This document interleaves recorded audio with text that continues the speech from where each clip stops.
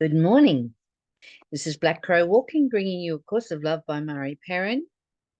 And we are up to chapter 31, verse 11 today. The purpose of the mind is extension. Thus, the upside-down perception that causes you to protect your private thoughts and see them as the seat of yourself calls for the exact opposite of extension. This is the only true source of conflict. And yet again, your perception of your thoughts as yourself is the closest answer to the truth that you are able, in your limited view of yourself, to come up with. There is part of you that knows that you have higher thoughts and knows that these higher thoughts are yourself. Rather than discriminating between higher and lower thoughts, you have aggrandized all your thoughts and given them an identity we call the human ego. Without dislodging your belief in your ego as yourself, you will never realize your true identity. And how true is that? We are not our thoughts. Definitely not.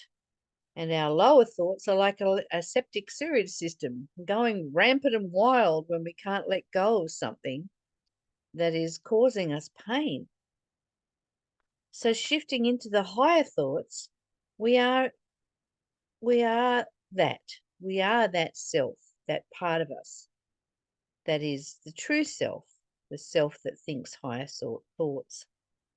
For some, this dislodging occurs by coming to a better understanding of your mind, of the mind. For others, by coming to a better understanding of the heart or love. How the ego becomes dislodged matters not.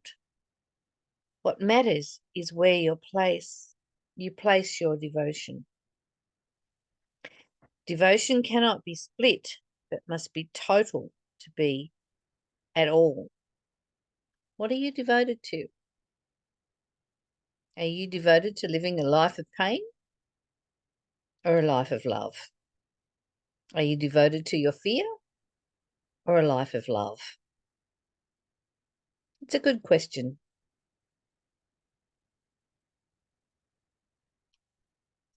Devotion cannot be split, but must be total to be all.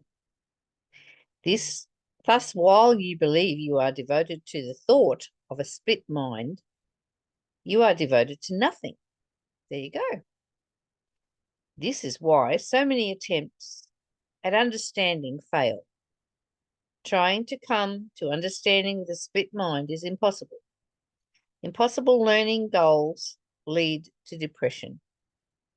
This is why we must learn anew with a mind and heart joined in wholeheartedness. If you're trying to learn to understand, if you're trying to understand something from the human perspective, if you're trying to use your mind and your ego, past experiences, I mean, we've all got them. We've all had past experiences that we frame things in. And that is not necessarily appropriate for now, for what's happening in the moment of now with another. So are you willing to let that programming and patterning and split mind go? Are you willing to let it rest? Are you willing to push that fear away from you and claim the thoughts of love, the higher thoughts that keep you out of separation, that keep you in unity, that keep you in wholeheartedness? Joining your mind with your heart. Your higher thoughts are the true self. And that true self is the source of love. Come back to you, beloved. Let these lower thoughts be where they belong. because they are just a source of conflict.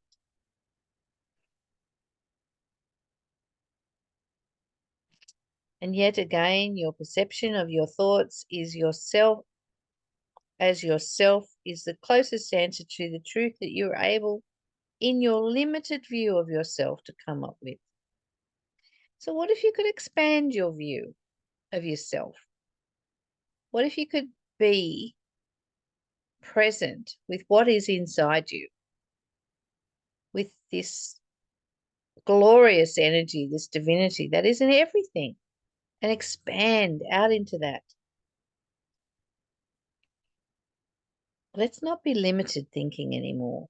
Let's be expanded consciousness. Let's see love in everything and everyone. And then, beloved, we will be living our true, authentic selves, which is happiness, peace, and freedom, fun, play, and adventure. I hope you got something out of today. I did. Bye for now.